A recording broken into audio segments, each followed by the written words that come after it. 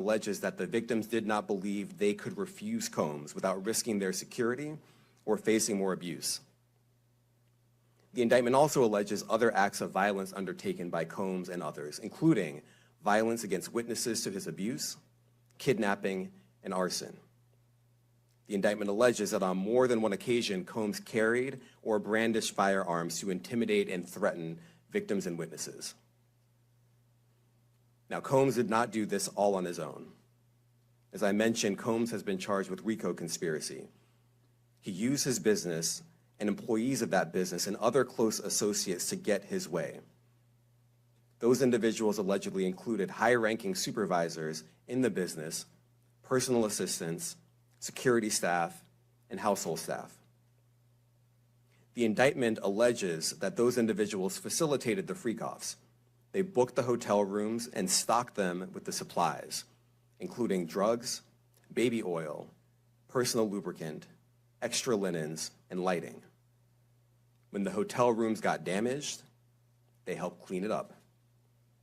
They arranged for victims and commercial sex workers to travel for the freak-offs, and they delivered large quantities of cash to Combs to pay for the commercial sex workers.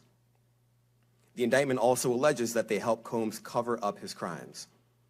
During the March 2016 incident at the LA hotel that I mentioned earlier, a member of the hotel security staff intervened, and Combs attempted to bribe the staff member with a stack of cash to make sure that what happened was kept quiet.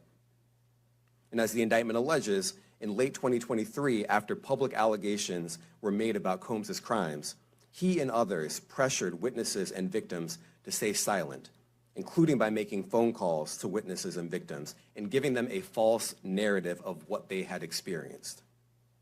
And as alleged, Combs used others to help conceal his abuse by monitoring and preventing victims from leaving a location in order to hide their injuries, or by locating and contacting a victim who had attempted to flee. As part of this investigation, in March of this year, special agents from HSI executed search warrants at Combs' residences in Miami and Los Angeles. They also executed a warrant for Combs' electronic devices. During those searches, agents seized evidence of the crimes charged in this indictment.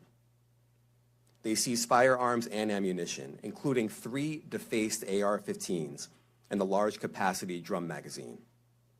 They also seized evidence of the freak-offs, electronic devices that contain images and videos of the freak-offs with multiple victims.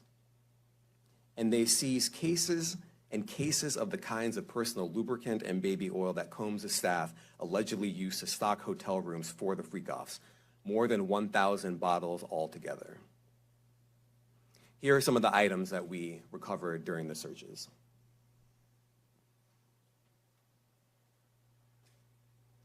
As you can see here, this is a drum magazine, large capacity, and it contains, I believe, 59 rounds.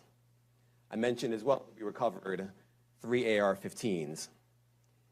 This is a close-up shot of one of the AR-15s, and you can see right here the serial number has been thoroughly defaced. Another picture of more ammunition and parts of 2 AR-15s right there. Now, I want to be clear about 2 things. First, this office is determined to investigate and prosecute anyone who engages in sex trafficking, no matter how powerful or wealthy or famous you may be. No one should doubt our commitment on that. A year ago, Sean Combs stood in Times Square and was handed a key to New York City. Today, he's been indicted and will face justice in the Southern District of New York. Second, we are not done. This investigation is ongoing, and I encourage anyone with information about this case to come forward and to do it quickly. Anyone with information can call 1-877-4-HSI-TIP. I want to express my deep appreciation for the victims and witnesses who have used their voices and helped bring this criminal conduct to light. We would not be here without them. I also want to thank the dedicated case agents on the HSI Trafficking in Person Squad in New York. They have been with us since day one and have worked tirelessly on this investigation. They will continue to be invaluable partners to us. I also want to thank the incredible agents and analysts from SCNY who have also provided tremendous assistance on this case. I'm deeply grateful for their continued work. And finally, I want to thank the outstanding career prosecutors from SCNY who are handling this case. Meredith Foster, Emily Johnson, Chrissy Slavic, Madison Smeisler, and Mitzi Steiner, and their supervisors, Jamie Backleeper and Jacqueline Kelly. They are members of the Civil Rights Unit in our criminal division. We created the Civil Rights Unit when I became U.S. Attorney. I am deeply proud of their work on this and so many other cases. I'll now take some questions. Aaron Katursky, ABC. Thanks, Nick.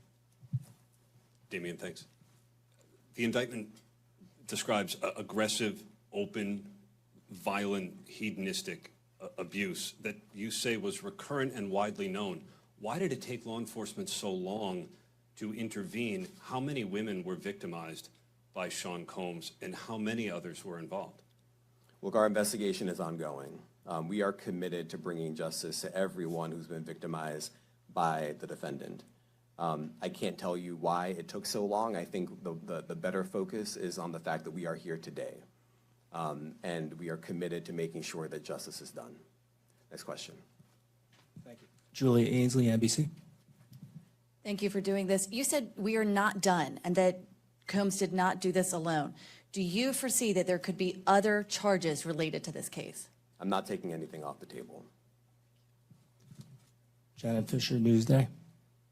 What's the difference between the sex trafficking